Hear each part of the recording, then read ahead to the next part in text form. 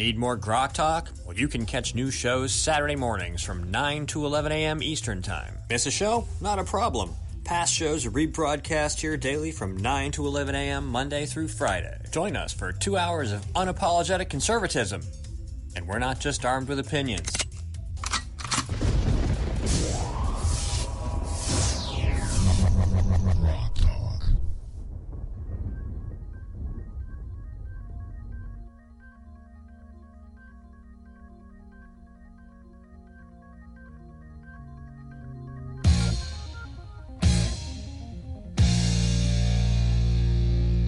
Welcome back to Grok Talk, brought to you by GraniteGrok.com and the Coalition of New Hampshire Taxpayers. There, get it out. Stumble over that word. Don't forget to check us out on Spreaker, Stitcher, TuneIn, iTunes, and iHeartRadio. We're also on YouTube and Ustream, Facebook, Twitter, Google+. Good day so far today. Once again, we are brought to you by cold medicine, cough drops, and lots of fluids. A couple of people here have not been feeling the best, struggling through the flu. But see, this is what we do for you guys. We come in here anyway, and we try to make sure you have a show so that you can listen to fabulous folks like our next guest, who is the senior editor of The Stream. Visit stream.org. He received his BA from Yale University in 1986, then his MFA in screenwriting and fiction, and his PhD in English in 1996 from Louisiana State University. He's been a press secretary to pro-life Louisiana Governor Mike Foster, and a reporter and editor at Success Magazine and Investors Business Daily, among other publications. Please welcome to the program John Zmirack. Good morning. Good morning. How are things in New Hampshire? I lived there for 6 years. Recently. Well, we're in troubled waters, my friend. We are in troubled waters. The New Hampshire House has been taken over by moderates and Democrats in Republican clothing, and we've been struggling with this all session long. But it's you can visit GraniteGrok.com and just look up Jasper, Speaker Jasper, and you'll get all kinds of news and information. But anyway, we're here to talk about Fearless Leader's visit to Cuba. So that's one of the uglier things to happen in American life recently, and considering the state of the campaign, that's saying something. And just think what John F. Kennedy would have said if you told him that one of his Democratic successors would completely open up relations with Cuba, flooding the country with billions of dollars in return for zero concession, nothing for democracy, nothing for human rights. None of the jails were opened. None of the dissidents were let out of prison. None of their sentences were commuted. In fact, the day before Obama got there, more than a dozen dissidents were arrested. They did a crackdown in advance just to make sure that there was nobody there to wave a sign or protest. And imagine that, because John F. Kennedy, went to the brink of potentially nuclear war dealing with that dictatorial regime. But what a vindication for Fidel Castro that he waited us out until we elected our own Marxist president. Yeah, and John F. Kennedy wouldn't have been seen dead anywhere near a Che T-shirt or other accoutrements, and there is Obama, a willing stooge at least, and probably deliberately complicit at most, directly in front of a Che mural on the side of a concrete communist apartment block, which might as well be a prison. No, it actually it's the Ministry of the Interior, which is responsible for the internal security. So think of German Stasi. Oh, so it's like being photographed in front of a giant mural of Stalin on the side of the KGB building. Well, that would have been Bernie Sanders. That's right. Yeah, you got to ask, why do college students walk around wearing a Che Guevara T-shirt? Well, the answer is, of course, they don't know. They're trying to make a positive impression on the opposite sex. They're trying to seem cool. They have no idea that they probably think he invented the cigar. They probably can't tell the difference between him and Bob Dylan, who was another 60s radical. And Bob Marley, you wash your shirt a few too many times and they all start to blend together. But in fact, as I document in my article at The Stream, Che Guevara is a mass murderer. He was a roving revolutionary from Argentina who ran to Cuba when he saw the revolution and offered his services to Castro as an organizer, as the head of secret police, as the person who would run the firing squad that executed thousands of dissidents. There's a very powerful letter that I quote, that was in the Weekly Standard recently, from a Cuban dissident he wrote it to Carlos Santana, the musician. Excuse me, because Santana appeared on television wearing a Che Guevara T-shirt with a crucifix over it, and this Cuban exile musician, whose cousin was tortured in a Cuban jail, wrote him saying, you have no idea how offensive this is to those of us who are victims of the regime. And he just went through all the horrific things that Che Guevara did. In the article, I have 4 or 5 of the most appalling quotes from Che Guevara. Things like, the disciplined revolutionary must be a wall of hate, a fanatic who wants nothing but to destroy his enemies. We can't allow the middle class any peace or quiet. We must persecute them until they're destroyed. My favorite is where he says that if John F. Kennedy had not taken away those missiles, he said that the Cuban regime would have fired them at the heart of America. They would have blown up New York City. And he said that it's worth having millions of people die in an atomic war rather than let capitalism stay in place. This is all from the mouth of the guy who Obama saw fit to pose in front of this past week. Yeah, John, I've got your article up in front of me, and another one that really, a lot of conservatives concerned with due process and the absolute depravity of the socialist communist mindset is just summarized here. To send men to the firing squad, judicial proof is unnecessary, Che famously said. These procedures are an archaic bourgeois detail. So in other words, just do what I tell you when I tell you to pull the trigger. Regardless of what may or may not have actually happened, we declare you to be guilty if for nothing more than just a whim. And, hey, we hate the middle class and all of its values anyway, so we will get rid of them. Hey, we're looking at getting rid of middle class values here in the United States. What's next to come? That's right. So I think Obama this was not really so much about foreign policy. This was a giant middle finger to the rest of America. So those of us who didn't vote for him, those of us who don't support his post-Marxist politics.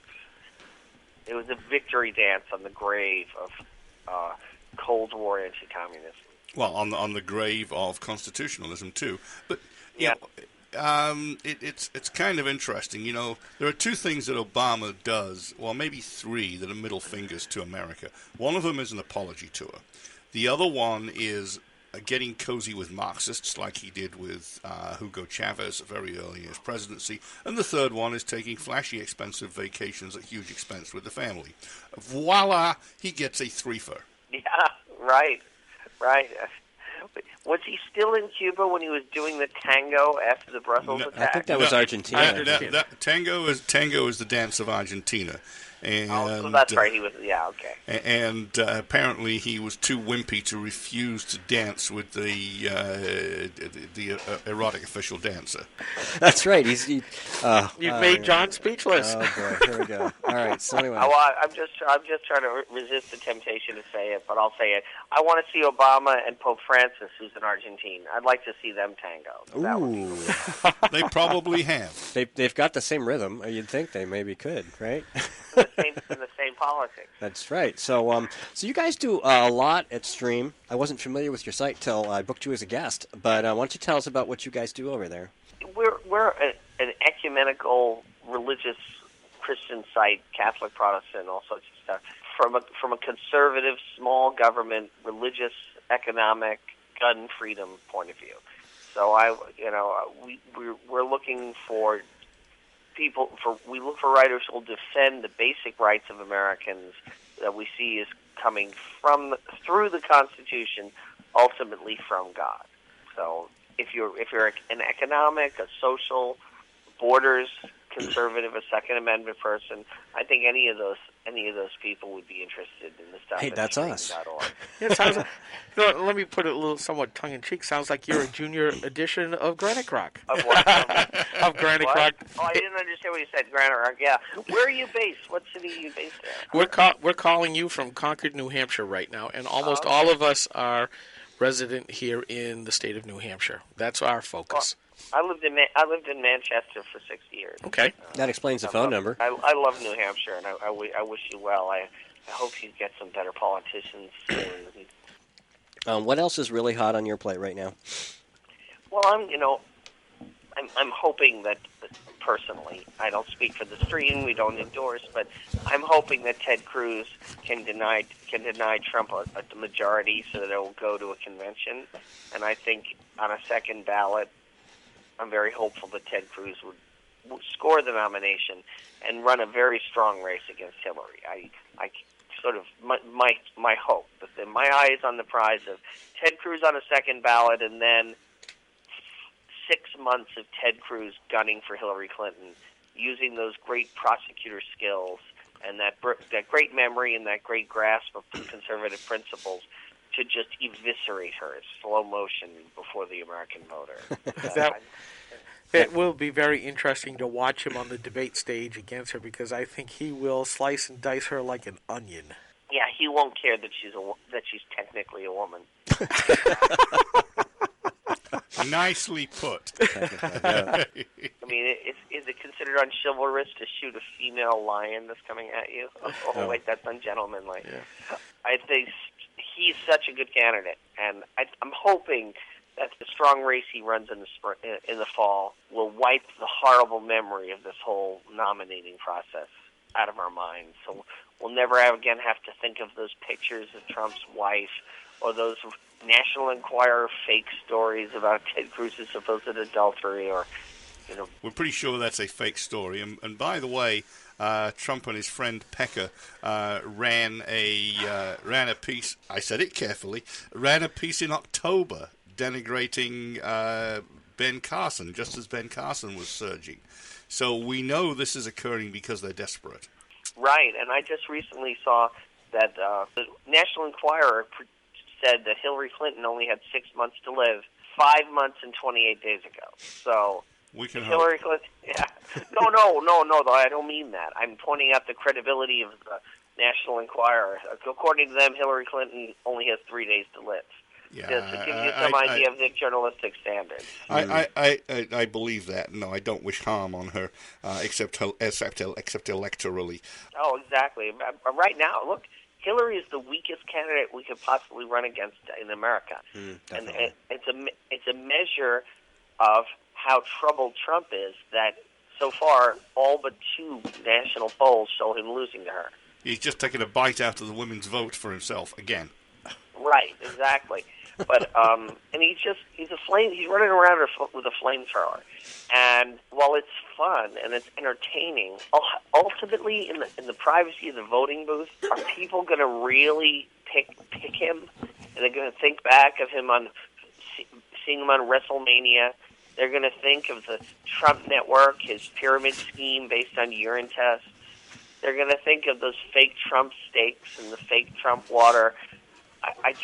I really fear for the party if he gets the nomination. I think he's another Rob Blagojevich. Blagojevich, or like that poor guy, former mayor of Toronto. Rob Ford. Yeah, he's the American Rob Ford. I don't. Unfortunately, I believe Rob Ford deceased recently, didn't he? No, I was just saying the unfortunate guy who just recently died. I feel sympathy for him. I would like someday for Donald Trump to descend into that level of obscurity, and then when he dies, I'll pray for his soul too. Yeah, but there's something wrong with at least the Democrat part of the electorate here. After all, you want to talk about equivalents to Rob Ford, Marion Barry got reelected. That's right. Yeah, we've had a history of them voting for people who were in jail. It's just not a pretty situation. And William Cold Cash Jefferson down there in Louisiana. Gets disbarred as a federal judge and then ends up in Congress. Explain that one to me. So we know they're going to vote for Hillary, right? We know that. Democrats are going to come out and vote for her. We definitely need a candidate who can do his thing. So do you think Obama's going to do any more apology tours before his time is up? I don't know. I mean, what's left? North Korea? Is he going to go to North Korea and pose with Kim Jong-un on the grave of some dissidents? Well, he has to go see Maduro over in Venezuela. That's right. Yeah. Yeah, as long as he takes an Air Force One full of toilet paper. Yeah, socialism works, doesn't it? Oh, that was awesome, Mike. Very nice. Hey, you can come if you bring toilet paper. But not otherwise. All right, so it's Easter. He could bring some copies of his memoirs. There you go. So it's Easter weekend. Any Easter message for our listeners? Go to church tomorrow, and think about the resurrection. And think about what it meant for God to become man and suffer for our sins. It's such a weird, puzzling mystery. But without it, we ultimately have no hope for anything. I actually have there's a nice column up at the stream right now, a piece called "The Politics of Good Friday," about a conservative vision of how to ground politics in a higher moral law. And then we got a piece today about a resurrection movie, an Easter film. So I hope people will check out the stream and just nose around there, because I think they'll get addicted. They'll start coming back again and again. We're just about to run out of time, and I want to thank you very much for coming on the show today. How do people reach you if they'd like to? If they want to follow me on Twitter, it's Zmirack on Twitter, JZMIRAK. And it's the stream, stream.org. Alrighty, thank you, sir. You have a great weekend. Thank you. Happy Easter. You too. Enjoy beautiful New Hampshire. Alrighty, thanks. We'll see you. Bye-bye. All right, we'll be right back. More to come. Stay tuned. From the CNHT studios in Concord, New Hampshire, just a few blocks from the New Hampshire State House, this is Law Talk.